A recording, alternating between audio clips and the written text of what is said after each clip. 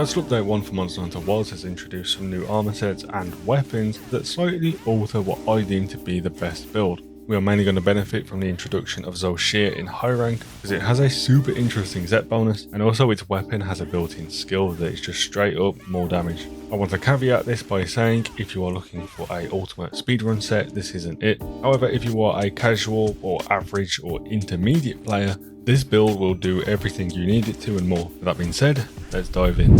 Okay, so let's start by running through every piece of armor. I'll address the changes that we've made to the build, and if there's any particular reason as to why we're running one thing over another.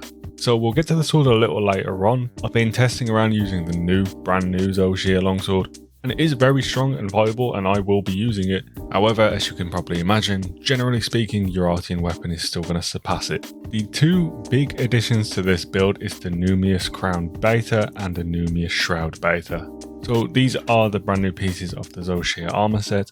The head is especially good, and we want to run a second piece just to get the set bonus, but also the chest is very strong as well. So previously I was running the Jinder Had helmet, as you can see on the right hand side there. It came with two slots and an agitator 1, which was really good, but it completely pales in comparison compared to the Zoh Shia head. Zoh Shia has agitator 1 as well, but then in addition you also get recovery speed level 1, which does benefit the set bonus, which I'll get onto in a second. But then on top of that, it has a 3 slot as well as the 2 slot and an extra 1 slot. Naturally, it has higher raw defense just because it's a rarity 8 opposed to a rarity 7. So this helmet is just a complete upgrade for the build. And we do opt to use the Zoh Shia chest for the 2-piece bonus.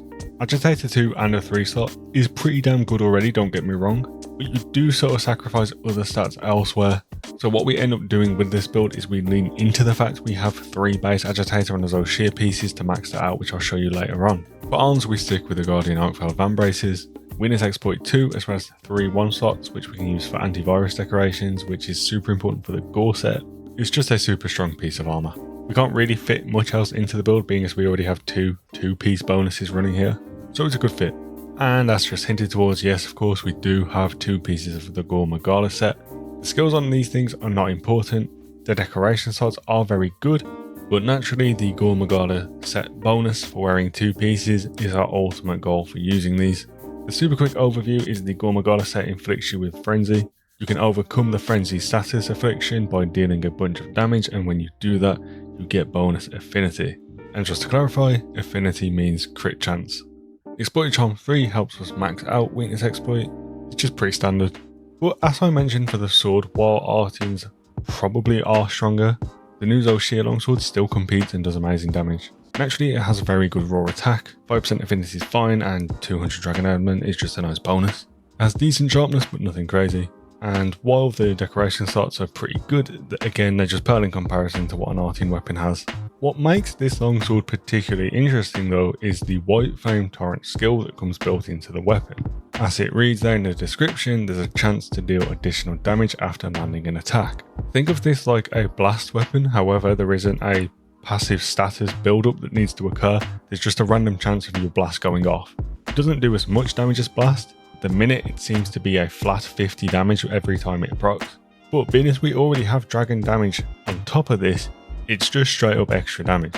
And this is why I think it does somewhat compete with an Artian. But if you want to go for your super mathematical optimized speedrun build, yeah, you probably just run your blast Artian.